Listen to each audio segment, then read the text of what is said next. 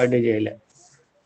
ఇక్కడ మనం గమనించవలసింది ఏంటి, ఫ్యాసిస్ట్ ఉద్యమం ఏదైతే ఇటలీ దేశంలో జరిగిందో, మొదటి ప్రపంచ యుద్ధ పర్యవసానంగా ఇటలీలో ఉద్భవించినటువంటి కమ్యూనిజానికి వ్యతిరేకంగా పెట్టుబడిదారులు తీసుకొచ్చినటువంటి కొత్త సిద్ధాంతం లేదా సిద్ధాంతం లేని, ఆచరణ లేని సందర్భాల్లో ఒక నాయకత్వాన్ని బయటికి తీసుకొచ్చిందో, ఏదో ఆశించి మిత్రకూటమిలో చేరుదామని ప్రయత్నించిన ఇటలీకి ఎదురుదెబ్బ తగలడం, అక్షయ రాజ్యాలైన జర్మనీ, జపాన్ వంటి నమ్మలేకపోవడం, ఘోర వైఫల్యం తర్వాత ఇటలీ ఆర్థిక వ్యవస్థ చిన్నాభిన్నవ్వడం, ఇలా ఇటువంటి కారణాలు, ఒక పక్క ఆర్థిక దుర్భేద్యం, ఒక పక్క సైనిక లోపం, ఇంకో పక్క తీవ్రమైనటువంటి జనాల నుంచి వచ్చినటువంటి వ్యతిరేకత, ఇటువంటి కోణంలో ఫ్యాసిజం పార్టీ పుట్టుక అనేది జరిగింది.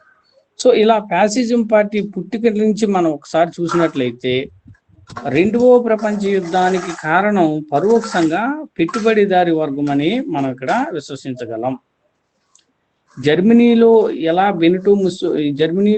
అడాల్ఫ్ హిట్లర్ అనేవాడిని ప్రోత్సహించారో, ఇటలీలో బెనిటో ముసోలిని అనేవాడిని ప్రోత్సహించడం వలన వీరిద్దరూ తరువాత కాలంలో సామ్రాజ్యవాద దురహంకారంతో లేదా మొదటి ప్రపంచ యుద్ధంలో జరిగినటువంటి అవమానకరమైనటువంటి సంఘటనల వలన ఓ పక్క జర్మనీ ప్రజల్ని ప్రేరేపిస్తూ, ఇంకో పక్క ఇటలీ ప్రజలను ప్రేరేపిస్తూ, వీళ్ళిద్దరూ నియంత్రణమైనటువంటి పరిపాలనలో కొనసాగిస్తూ వారు రెండవ ప్రపంచ యుద్ధానికి కారకులయ్యారు అనే విషయాన్ని మనం ఇక్కడ గమనించవలసి ఉంది. రైట్. సో ఆ విధంగా ఈ ఫ్యాసిజం ఆవిర్భవించడానికి ప్రధానమైన కారణం ఏంటి అనే విషయాలు మనం ఈ విధంగా తెలుసుకున్నాం. ఇక ఈ బెనిటో ముసోలిని అనేవాడి గురించి మనం ఒకసారి చూసినట్లయితే, జస్ట్ స్మాల్ స్లైడ్స్.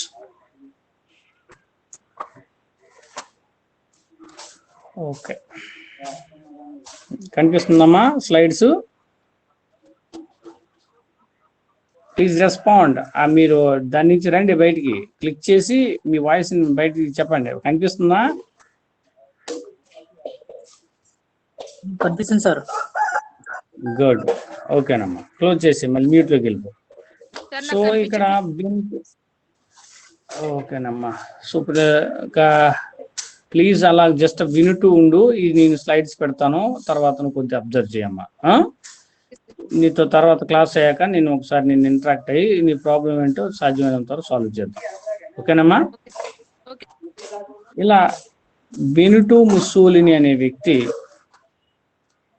ఇక్కడ ఉన్నటువంటి స్లైడ్స్ ప్రకారం జర్మనీ ఇటలీకి చేసినటువంటి ఒక పొలిటీషియన్గా, రాజకీయ నాయకుడని, ఫాసిస్ట్ పార్టీని నడిపాడని, ఫ్యాసిజాన్ని సృష్టించిన అగ్రగణ్యుల్లో ఒకడని, 1922లో ఇటలీగా ప్రధానమంత్రిగా ఎన్నుకోబడి జ్యూస్గా బిరుదును పొంది, ఆ తర్వాత ప్రధానమంత్రి అయిన తర్వాత మొత్తం నియంతగా ఒక రాజ్యాన్ని, ఇటలీ దేశాన్ని ఒక నియంతగా పరిపాలించడం, ఆ నియంతగా పరిపాలించే సమయంలోనే ఆయన ఆలోచనల్ని his excellency Benito Mussolini, head of government, duce of fascism and founder of the empire అనే అనేక గ్రంథాలని ఆయన తన ఆలోచనల ద్వారా బయట పెట్టడం, అలా రెండవ ప్రపంచ యుద్ధానికి ముసోలిని జపాన్, జర్మనీలతో కలిసి అక్షయ రాజ్యాలని ఏర్పరచడం, ఆ విధంగా 1940లో ఇటలీ యుద్ధ ప్రవేశం చేయడం, ఇవన్నిటికీ కారణం, ఇప్పుడు మనం చెప్పుకునే ఈ అన్నిటికీ కారణం, ఇక్కడ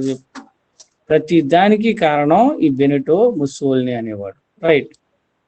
సో ఇలాంటి ముసోలిని యొక్క బాల్యాన్ని లేదా అతని యొక్క వ్యక్తిగతమైనటువంటి చరిత్రను మనం చూసినట్లయితే, బెనిటో ముసోలిని ఇటలీ దేశంలోనే ఫ్లోరి అనే చోట ఒక కమ్మరి, అంటే మేకర్, మనం చాలా సందర్భాల్లో చూస్తుంటాం. మన వ్యవసాయ పనిముట్లకు తయారు చేసేవారు, ఇలా ఎవరైతే ఉంటారో వారిని కమ్మరి అని అంటాం.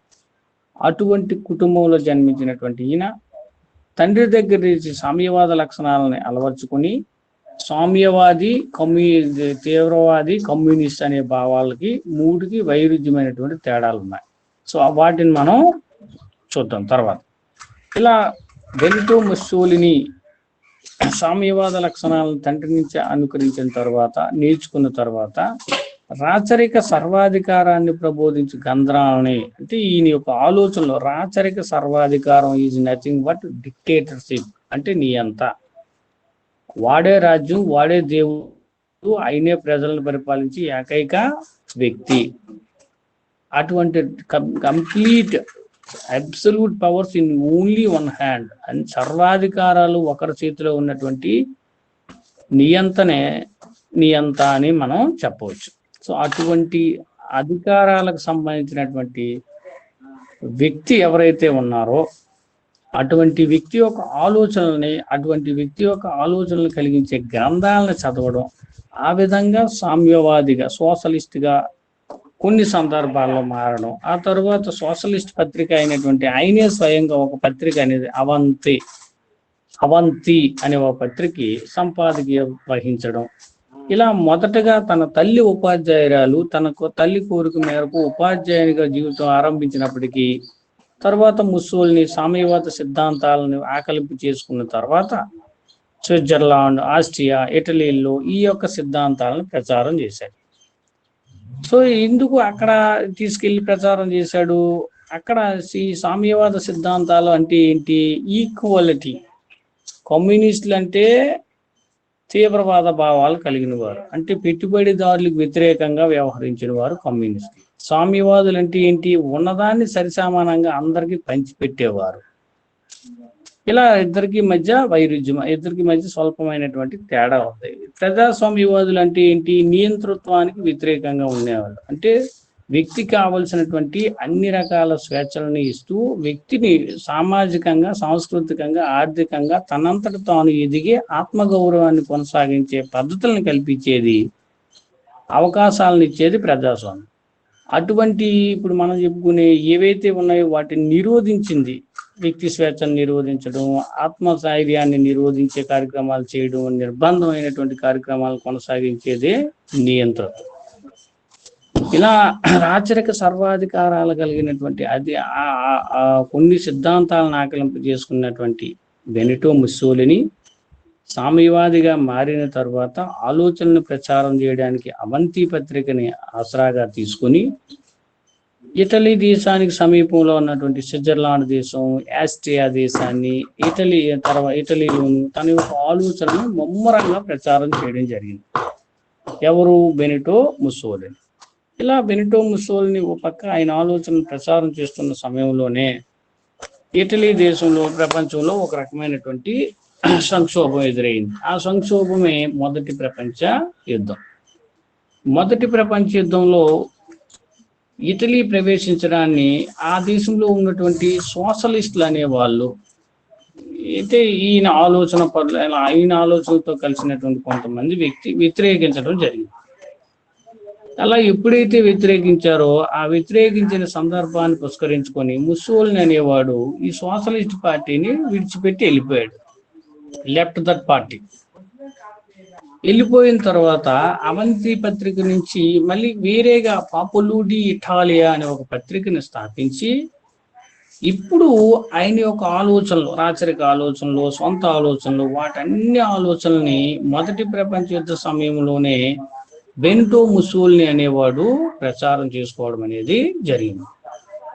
అంతేకాకుండా మొదటి ప్రపంచ యుద్ధం జరుగుతున్న సమయంలో 1917లో సైన్యంలో పాల్గొని యుద్ధాల్లో కూడా మొదటి ప్రపంచ యుద్ధంలో పాల్గొనడం అనేది కూడా బెనిటో ముస్సోలిని చేయడం అనేది జరిగింది.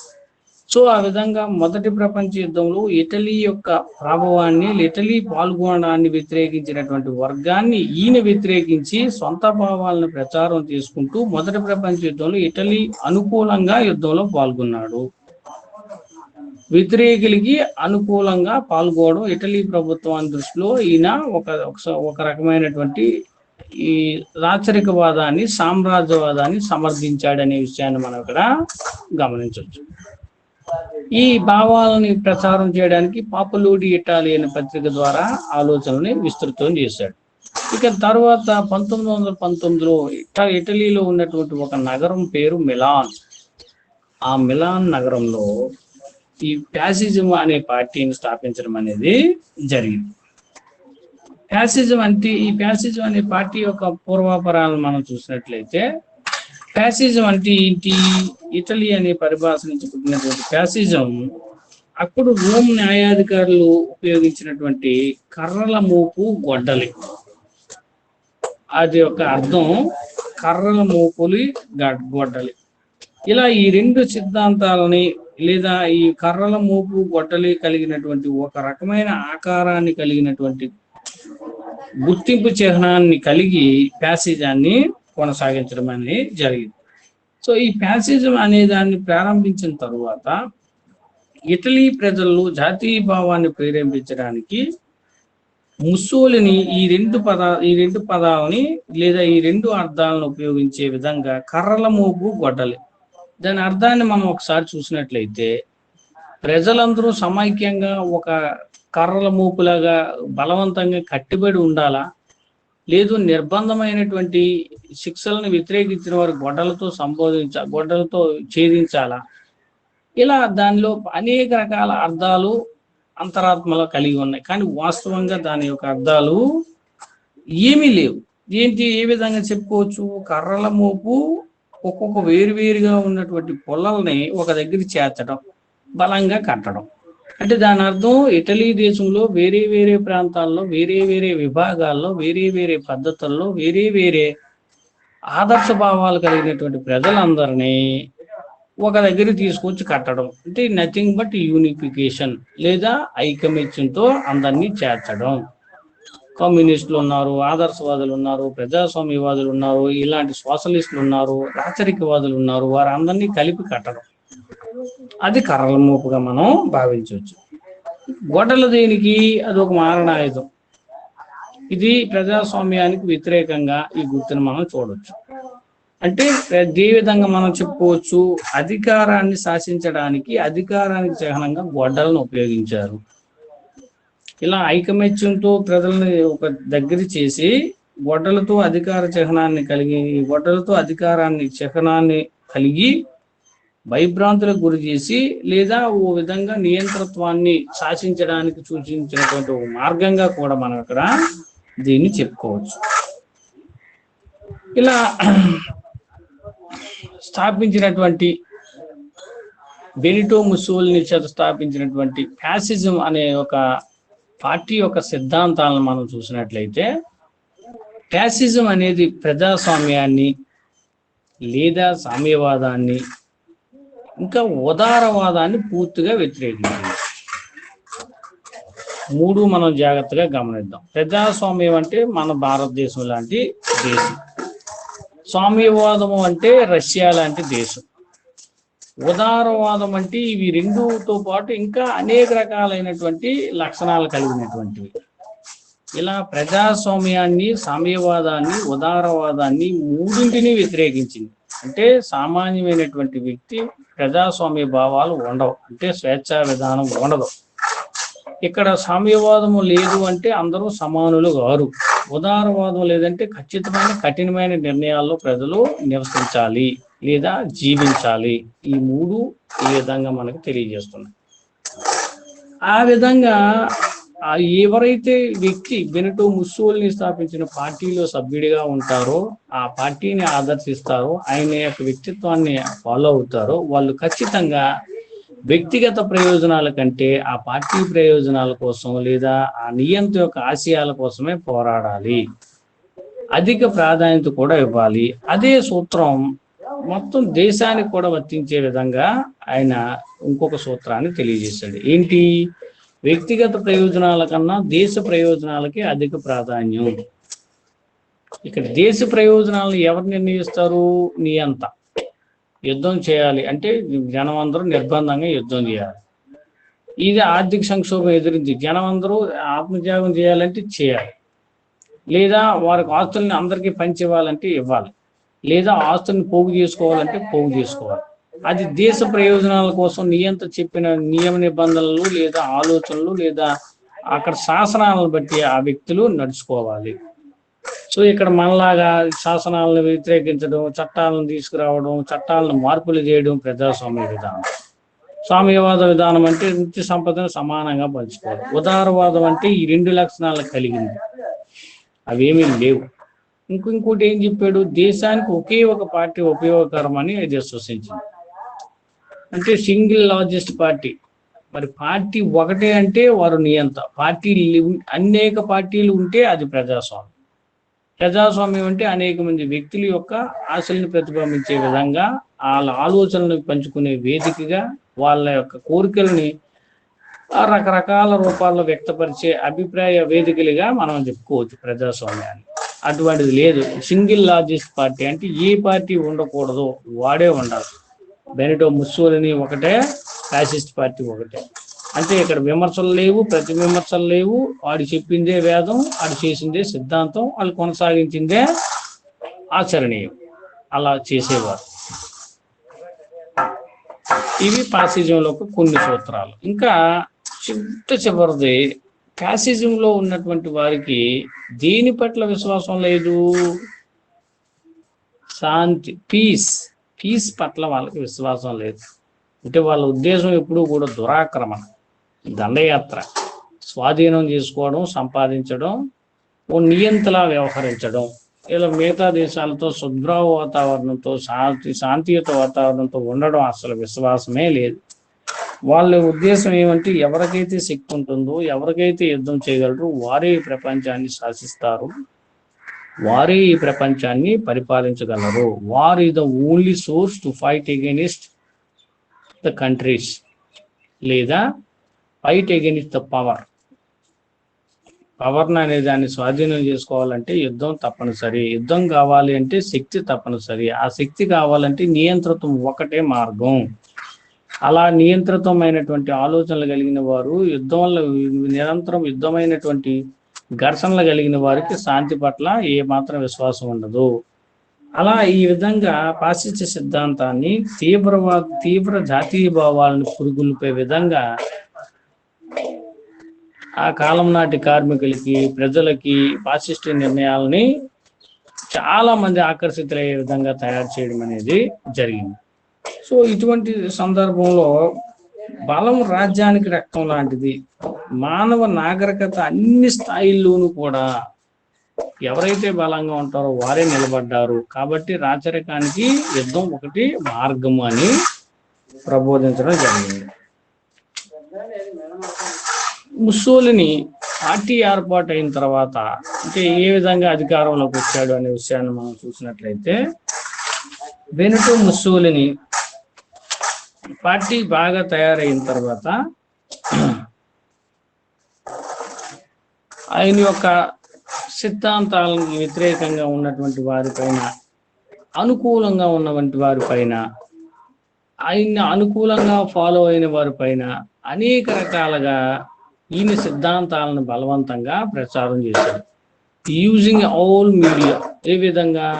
ఫ్యాసిస్ట్ సిద్ధాంతాలను అనుకరించే విద్యార్థులకి, ప్రజలకి, సైనికులకి ఈ యొక్క విద్యా సంస్థల్లోనూ లేదా రేడియోల ద్వారా, సినిమాల ద్వారా, పత్రికల ద్వారా ఫ్యాసిస్ట్ సిద్ధాంతాలను ప్రచారంలోకి తీసుకొచ్చారు. వీరికి అనుకూలంగా ఉండేవారిని తీసుకొచ్చేవారు భూస్వామ్యులు ఉన్నారు కాబట్టి వారిని మద్దతుగా ఉపయోగించుకున్నారు. ఇక వ్యతిరేకించిన వారు ఎవరు ఉన్నారు? కమ్యూనిస్టులు, సోషలిస్టులు. వారిని తీవ్రంగా అణిచివేతకు గురి చేశాడు.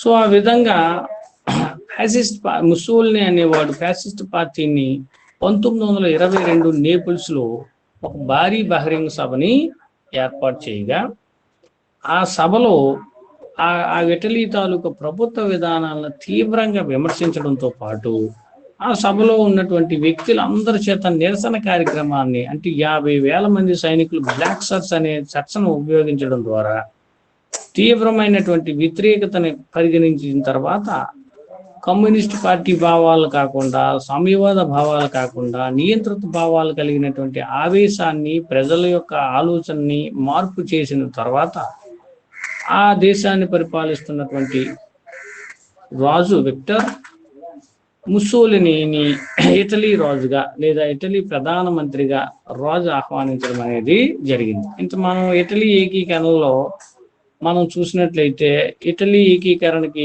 రిపబ్లిక్ భావాలు కలిగినటువంటి రాజు విక్టర్ రాజు, అదేవిధంగా జోసెఫ్ మాజినీ అనేవాడు ప్రధానమంత్రిగా ఉండి ఆ ఇటలీని ఒక పార్లమెంట్ రూపంలో తయారు చేయడం, శాసనాలు చేయడం అనే విషయాన్ని మనం చూసాం. అంటే ఇటలీ దేశంలో ప్రజాస్వామ్య భావాలు కలిగినటువంటి రాచరిక రాజవంశం అనేది పరిపాలించబడింది. ఆ విధంగా ఇటలీలో ఈ వ్యతిరేక భావాలు ఉన్నటువంటి ముసోలినీని రాజు అక్కడ ప్రధానమంత్రిగా నియమించడం జరిగింది. పియడ్మాంట్ నుంచి ఏ విధంగా రాజు జోసెఫ్ మాజిని అనేవాడు ఎలా వచ్చాడో అదే విధంగా ఇక్కడ కూడా ఇన్ని 1922లో ప్రధానమంత్రిగా చేశాడు.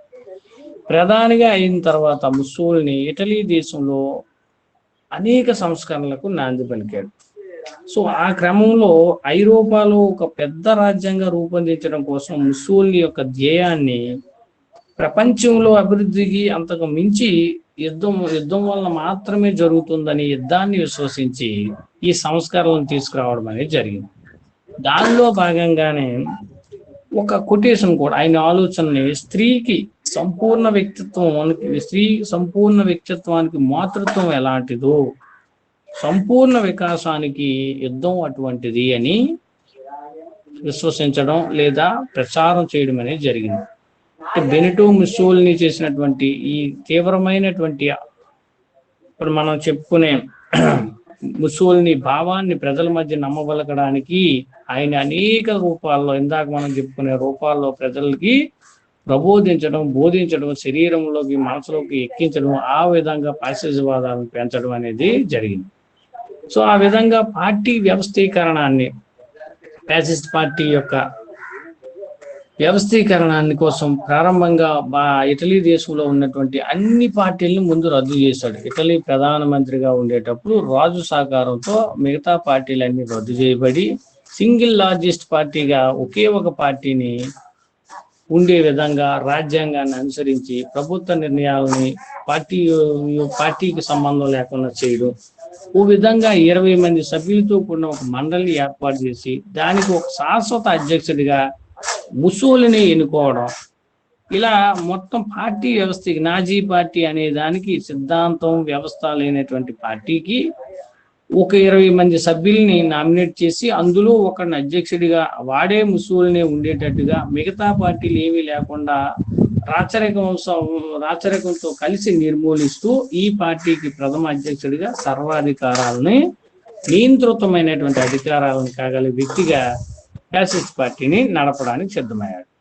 సో ముస్సోలిని ఫాసిస్ట్ మండలికి శాశ్వత అధ్యక్షుడిగా కాకుండా వ్యక్తి స్వాతంత్రాన్ని, పత్రికా స్వాతంత్రాన్ని రద్దు చేసి స్థానిక సంస్థలకు ఉన్న అధికారాలను పూర్తిగా రద్దు చేసి స్థానిక సంస్థలు ఏవైతే ఉన్నాయో వాటినన్నిటినీ ప్రభుత్వ ఉద్యోగుల ఆధీనంలో పరిపాలించడం, ఇక ఇటలీ దేశంలో కార్మిక ఉద్యోగ సంఘాలన్నీ నిషేధించబడి వాళ్ళ హక్కుల కోసం కార్మికులు సమ్మె చేసే హక్కుల్ని కూడా రద్దు చేయడం, ఇలా నియంత్రితమైనటువంటి అధికారాలు కలిగినటువంటి ఈ పార్టీలో ఎవరైనా పార్టీ వ్యతిరేక కార్యకలాపాలు దేశంలో కానీ దేశం వెలుగుల నుంచి కానీ చేస్తే వారిని పార్టీ నుంచి బహిష్కరించడం, అవసరమైతే చంపేయడం అనేది కూడా చేయడం జరిగింది. సో ఇవన్నీ కూడా ఇప్పుడు మనం ఇక్కడ చెప్పుకునే ఇవన్నీ కూడా నియంతృత్వానికి ఉదాహరణ.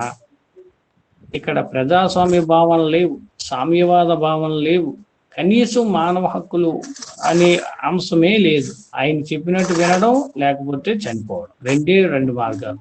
ఫాసిస్ట్ పార్టీ అనుకరుగా ఉంటారా లేదా మరణానికి సిద్ధమవుతారా? ఆ విధంగా ఇటలీ దేశాన్ని నియంత్రితంగా పార్టీ వ్యవస్థాపనతో పాటు అధికారాన్ని బెనిటో ముస్సోలిని చలాయించడం జరిగింది. రైట్. సో ఇక బెనిటో ముస్సోలిని మొదటిసారిగా ఇటలీ దేశంలో ఇటలీ సైన్యాన్ని పునర్నిర్మించాడు. ఇందాక మనం చెప్పుకున్నాం యుద్ధం ఎలాంటిదని చెప్పాడు. స్త్రీకి సంపూర్ణ వ్యక్తిత్వానికి మాతృత్వం ఎలాంటిదో సంపూర్ణ వికాసానికి యుద్ధం అలాంటిది. మరి యుద్ధాన్ని సిద్ధం చేయాలంటే సైనిక పునర్నిర్మాణం జరగాలి. సైన్యం పునర్నిర్మాణం తర్వాతే యుద్ధంలో విజయం వీరస్వర్గము జరుగుతుంది. సో ఆ విధంగా దేశ పౌరులందరూ యుద్ధంలో లేదా యుద్ధ సందర్భాల్లో ఇటలీ దేశాన్ని స్వయం ప్రతిపత్తి కావడానికి అన్ని త్యాగాలకైనా సిద్ధపడాలి. అలా నేషనలిజం, జాతీయ భావం అనే భావనని ప్రతి ఒక్క ఇటాలియన్ పౌరుల్లోనూ దగిల్పి లేదా వారిలో ఆ తీవ్రతను పెంచి వారిని అనేక విభాగాల్లో సైనికులుగా తయారు చేశారు. ఆ కాలం నాటి యుద్ధానికి కావాల్సింది వైమానిక దళం, నౌకాదళం. ఆ వైమానిక నౌకా దళాలని, సైనిక దళాలన్నిటినీ కూడా సమృద్ధి పరిచాడు, మార్పు చేశాడు. జలాంతర్గాములను తయారు చేయడం, ఎయిర్ బేసెస్ని తయారు చేయడం, యుద్ధ బాంబుల్ని ఏ విధంగా మోసుకెళ్ళి వేరే దేశాల్లో ఎలా ఉపయోగించాలనే దానికి తర్ఫీదునివ్వడం, ఇలా సైనికంగా ఆధునీకరణ చేయడం అనేది ఈ బెనిటో ముస్సోలినీ చేసినటువంటి ప్రధానమైనటువంటి సంస్కరణ. ఇక ఆర్థిక నియంత్రణ ఏ విధంగా చేశాడు? దీనికి కావాల్సిందంతా కూడా ఆర్థిక పరమైన అవసరం.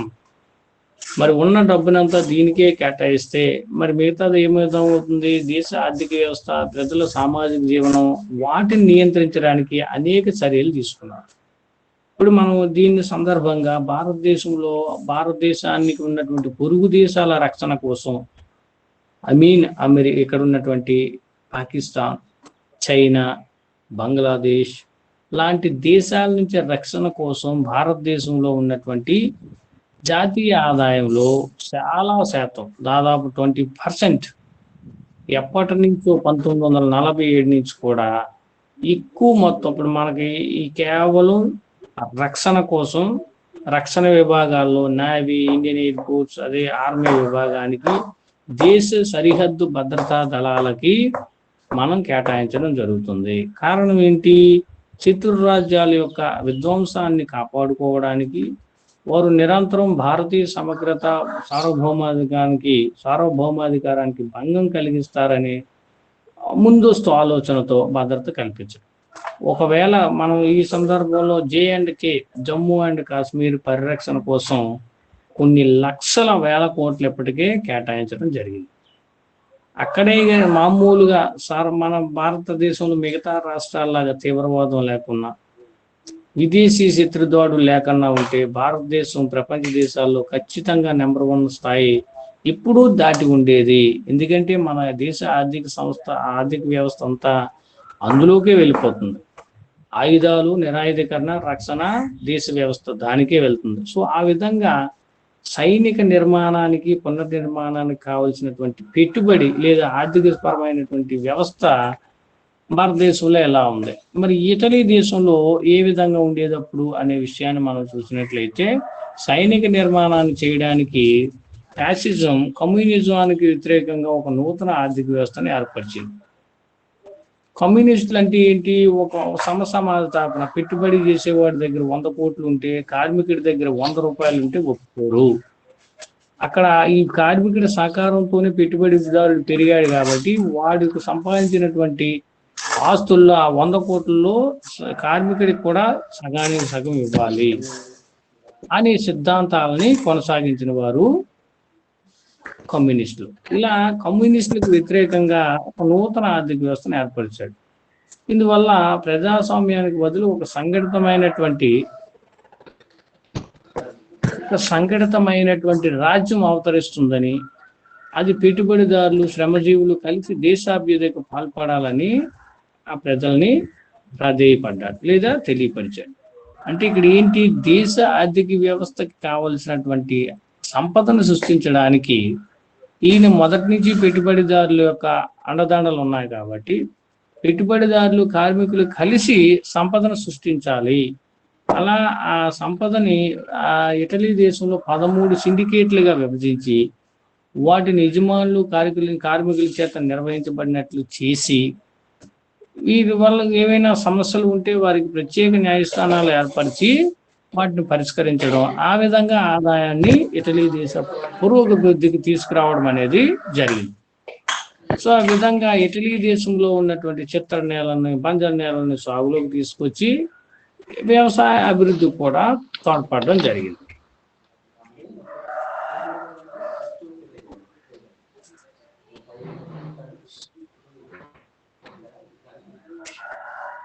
ఓకే,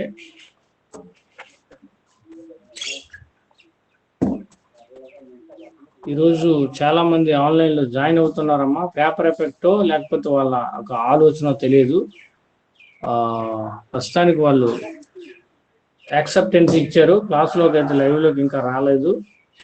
ఓకే, ఎనీహౌ ఆ విధంగా ఇటలీ దేశంలో నియంతగా ఉన్నటువంటి బెనిటో ముస్సోలిని సైనిక వ్యవస్థీకరణ చేసిన తర్వాత ఆర్థికంగా కార్మికులు లేదా అక్కడ ఉన్నటువంటి పెట్టుబడిదారులని ఒక విభాగాలుగా విభజించి వారిద్దరూ కష్టపడి ఆర్థిక సంపదను కేంద్రీకరించడం లేదా ఆ సంపదను పెంచడం అనే కార్యక్రమాన్ని కొనసాగించారు.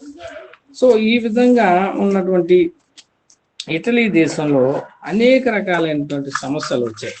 ఇటలీ దేశంలో ఉన్నటువంటి సమస్యల్లో ఇటలీ దేశంలో ఉన్నటువంటి విదేశాంగ విధానం అంటే మనం ఇక్కడ గమనించవలసింది ఏంటి, భారతదేశాన్ని మనం ఉదాహరణకు తీసుకుంటే మన దేశం అభివృద్ధి చెందుతున్న తరుణంలో మన దేశ ఆర్థిక వ్యవస్థను చిన్నాభిన్నం చేయడానికి, దేశ ఆర్థిక వ్యవస్థ పురోగతిని తగ్గించడానికి పక్కన ఉన్నటువంటి దేశాలు అనేక రకాల ప్రయత్నాలు చేస్తుంటాయి. ఈ విధంగా తీవ్రవాదాన్ని రెచ్చగొట్టడం, సీమాంతర ఉగ్రవాదాన్ని ప్రోత్సహించడం, మనం దేశంలో అభివృద్ధి చెందుతున్న తరుణంలో బాంబుల్ని సృష్టించడం లేదా భయోత్పాదనను సృష్టించడం, టెర్రరిస్ట్ యాక్టివిటీని కొనసాగించడం భారతదేశ అభివృద్ధికి నిరోధకం. ఆ విధంగా అటువంటి సీమాంతర ఉగ్రవాదాన్ని లేదా ఉగ్రవాదాన్ని ప్రోత్సహించేవారు మన దేశానికి వెలుపల ఉన్నటువంటి శత్రు రాజ్యాలు. సో అలా రాకుండా ఉండాలి అంటే శత్రు రాజ్యాలని మనకి శత్రువుని వాడికి ఎవరైతే శత్రువు ఉంటాడో వాడు మనకు మిత్రుడు. ఉదాహరణకి అమెరికాకి శత్రువు చైనా, చైనాకి శత్రువు అమెరికా. మరి అమెరికా ఎవరికి మిత్రుడు? భారతదేశానికి మిత్రుడు. అలా రష్యాకి మిత్రుడు చైనా, చైనాకి మిత్రుడు ఎవరు? రష్యా. మరి రష్యాకి శత్రువు ఎవడు? అమెరికా. అలా శత్రువుకు మిత్రుడు అనే విధంగా దౌత్య నీతి అనే దాన్ని పాటించడం జరుగుతుంది భారతదేశంలో. భారతదేశం వెలుపల ఉన్నటువంటి అనేక దేశాల పైన భారతదేశంలో ఉన్నటువంటి వర్తమాన అంశాలను దృష్టిలో పెట్టుకొని మన దేశం పైన చైనా దేశం, పాకిస్తాన్ దేశం సాగిస్తున్నటువంటి సీమాంతర లేదా ఉగ్రవాద కార్యకలాపాలు లేదా రాజ్య దుస్సహంకారం లేదా దురాక్రమణ చేసే విధానాలు ఏవైతే ఉన్నాయో వాటిని ఎండగట్టడానికి లేదా వాటిని తప్పించుకోవడానికి దౌత్యనీతి అనే దాన్ని ఉపయోగిస్తారు. భారతదేశం శక్తివంతమైన దేశం అయినప్పటికీ మిగతా దేశాలని పెద్ద మనుషుల తరహాలో అవసరానికి సందర్భంగా ఒప్పందాలు, చేర్పులు ఇలాంటివి చేస్తూ దౌత్యాంగ నీతిని కొనపరచడం అనేది జరుగుతుంది. సో ఇలా దౌత్య నీతి ఎప్పుడైతే కొనసాగించబడుతుందో దాంట్లోనే ఆ దేశం యొక్క ఔన్నిత్యం అనేది ఏర్పడుతుంది. అలా ఇటలీ దేశం యొక్క నియంతగా ఉన్న సమయంలో ఇటలీ దేశం పైన అభిప్రాయం ఉంటేనే ఆ దేశంతో దౌత్యాన్ని కొనసాగిస్తారు. ఉదాహరణకి ఇండియా అనే దేశం పైన అభిప్రాయం ఉన్నప్పుడు మాత్రమే భారతదేశాన్ని గౌరవించబడి భారతదేశం చెప్పినటువంటి సిద్ధాంతాలు లేదా నియమ నిబంధనలు లేదా సూత్రాల పైన ఇతర దేశాలు ఆమోదించబడతాయి. భారతదేశం పైన గౌరవం లేకపోతే వారు ఏ విధమైనటువంటి అండర్స్టాండింగ్స్, ఒప్పందాలు చేసుకోరు. ఉదాహరణకు పాకిస్తాన్ అనే దేశం పైన ప్రపంచంలో దేశాలన్నీ తీవ్ర వ్యతిరేకత ఉన్నాయి. కారణం పాకిస్తాన్ కొనసాగించినటువంటి సిద్ధాంతం. చైనా పైన కొన్ని దేశాలు వ్యతిరేకత కలిగి ఉన్నాయి, కొన్ని దేశాలు అనుకూలంగా ఉన్నాయి. అనుకూలంగా ఉండేవి ఒక కారణంగా మనం చెప్పుకోవచ్చు, వ్యతిరేకంగా ఉండే ఇంకొక కారణంగా మనం చెప్పుకోవచ్చు. సో ఆ విధంగా బెనిటో ముస్సోలిని ప్రధాని అయిన తర్వాత ఆ దేశంలో ఆంతరంగికమైనటువంటి విధానాన్ని అనుసరించి ఆ విధానం ద్వారా ఆర్థిక పరమైన వ్యవస్థను పునర్వ్యవస్థీకరించడానికి అక్కడ ఉన్నటువంటి అన్ని రకాల అవకాశాలని ఉపయోగించుకున్నాడు. సో ఏ విధంగా అనే విషయాన్ని మనం కొంతవరకు ఇప్పుడు చూసాం. మళ్ళీ చూద్దాం. చివరి 2-3 స్లైడ్స్ ఉన్నాయి.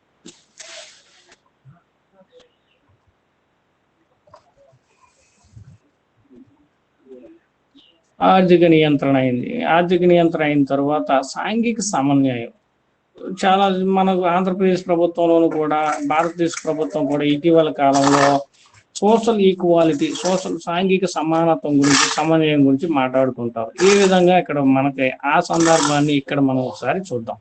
ఇటలీ దేశంలో కార్మికులకు రోజుకి 8 గంటల పని, వారంలో 1 వేతనంతో కూడిన సెలవు ప్రకటించాడు.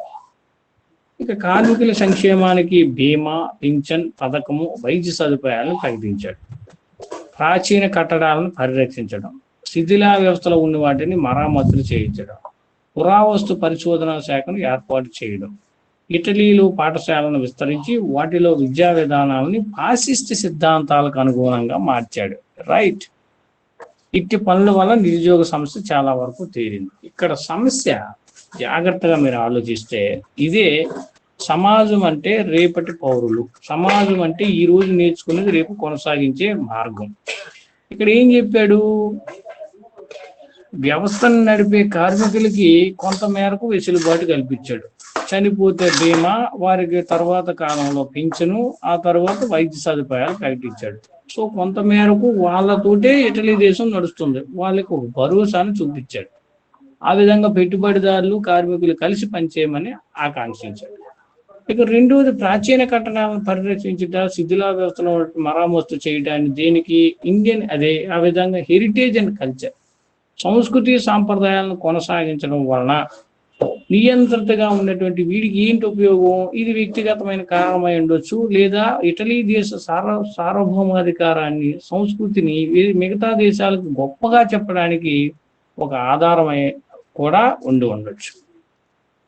మా తాతలు ఇటువంటి వారు, ఈ రోమ్ నగరంలో ఉన్నటువంటి సైనికులు ఇటువంటి వారు, వారి ప్రాచీన చరిత్ర ఇటువంటి వారు, దాని దేశం యొక్క గొప్పతనాన్ని సాంస్కృతికంగా ప్రొజెక్ట్ చేయడానికి, తెలియపరచడానికి వాటిని మరామతులు చేసి ఉన్నతంగా చూపించే కార్యక్రమం కూడా బెనిటో ముస్సోలిని చేశాడు.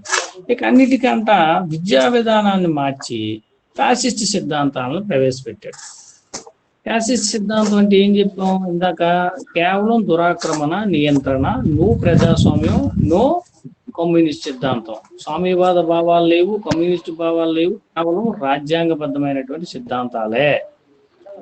ఇలా ఇటువంటి సిద్ధాంతాలను కలిగినటువంటి ఫ్యాసిస్ట్ భావాలని అక్కడ ప్రజలందరూ, పిల్లలందరూ నేర్చుకుంటే తరువాత ఏమవుతారు, ప్రజాస్వామ్య భావాలు లేనివారు, సామ్యవాద భావాలు లేనివారు ఖచ్చితంగా వారు బెనిటో ముస్సోలిని లాంటి నియంతలు అవుతారు. వారందరూ బెనిటో ముస్సోలిని ఆలోచనల ప్రకారం దేశం కోసమైనా సేవ చేస్తారు, లేదా ఆయన వ్యక్తిగతమైనటువంటి ఆలోచనలు కట్టుబడి అనే సేవ చేస్తారు. కాబట్టి అక్కడ ప్రజాస్వామ్య భావాలు పూర్తిగా తుడిచిపెట్టుకునే మార్గం ఎక్కడుంది, విద్యా వ్యవస్థలో ఉంది. అందుకని విద్య పైన అంత ప్రాధాన్యతను కలిగి మనం విద్య కోసం అంత ప్రయత్నాలు చేస్తుంటాం. భారతదేశంలో కూడా ఇప్పుడు ప్రభుత్వం RSS, రాష్ట్రీయ స్వయం సేవక్, అంటే ఈ హిందూ భావాలు ఎక్కువగా ప్రచారం చేస్తున్నారని, సమానత్వం భావాలు ఏమీ లేవని, లౌకిక భావాల పుస్తకాల్లో ఎక్కడ రచించబడలేదని, కొన్ని సందర్భాల్లో వీళ్ళే ఎక్కువ చేస్తున్నారని వాదోపవాదాలు జరుగుతూ ఉన్నాయి.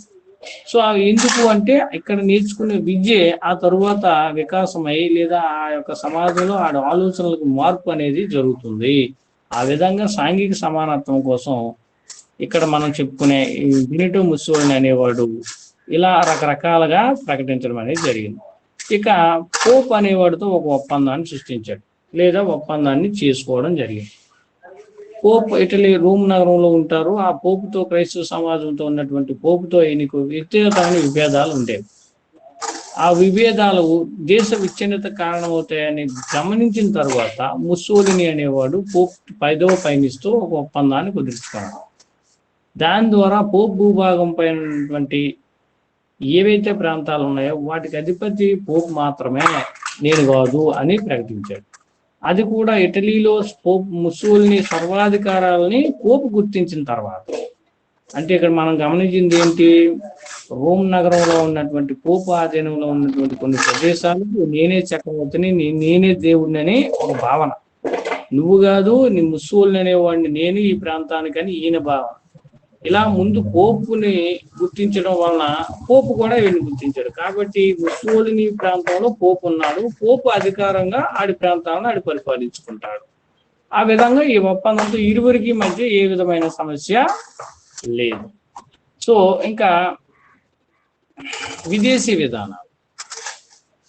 ఫ్యాసిస్ట్ ప్రభుత్వం సామ్రాజ్య విస్తరణకు పూనుకున్న సందర్భంలో అక్కడ ఉన్నటువంటి ఇటలీ సమీపంలో ఉన్నటువంటి యుగోస్లేవియా అనే ఒక దేశంలో ఒక ఓడర్ రేవును సంపాదించుకోవడానికి ఒక రకమైనటువంటి విదేశీ ప్రయాణాన్ని లేదా విదేశీ దౌత్యనీతిని సంపాదించాడు లేదా అనుసరించాడు. ఇది ఒక పెద్ద కథ, దాన్ని మనం మ్యాప్ ద్వారా మనం చూద్దాం. ఇంకా మరొకటి ఏంటి, ఆఫ్రికాలోని లిబియా అనే దేశాన్ని వలస దేశంగా, అంటే ఏంటి, ఆఫ్రికా ఖండంలో లిబియా అనే ఒక దేశం ఉంది. అది లైక్ వలస, అంటే లైక్ ఇండియా, భారతదేశాన్ని బ్రిటన్ ఏ విధంగా వలస సంపాదించుకుందో అలా వలసను ఏర్పాటు చేసుకున్నాడు.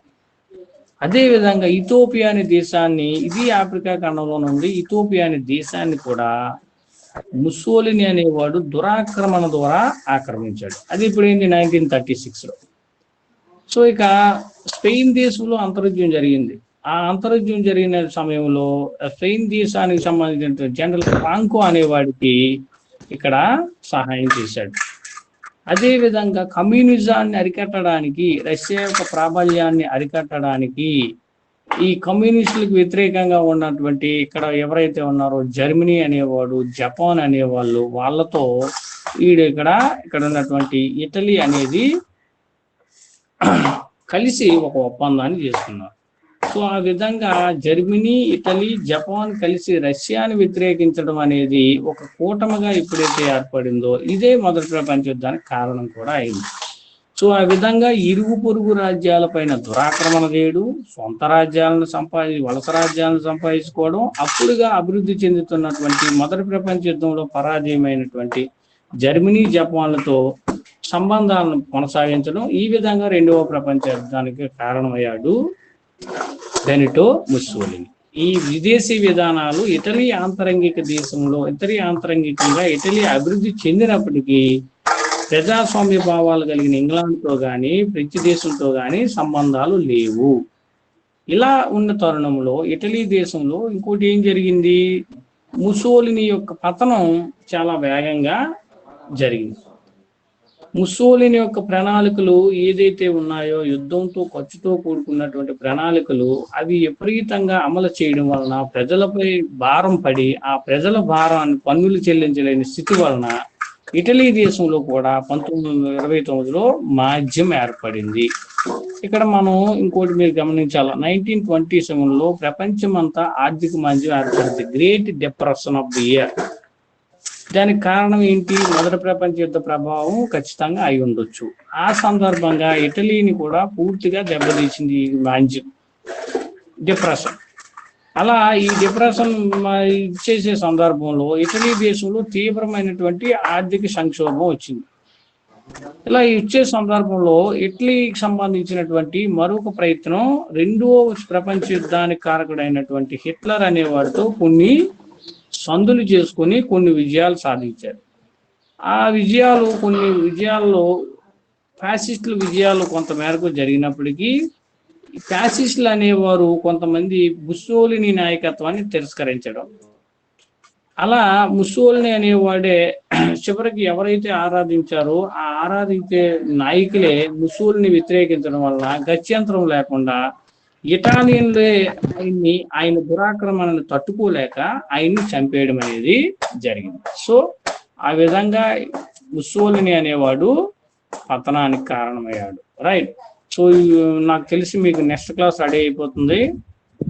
ఒక్క 2 లైన్లు ఉన్నాయి, ఈ 2 లైన్లు అయిపోయిన తర్వాత మీరు నెక్స్ట్ క్లాస్కి ఓకే.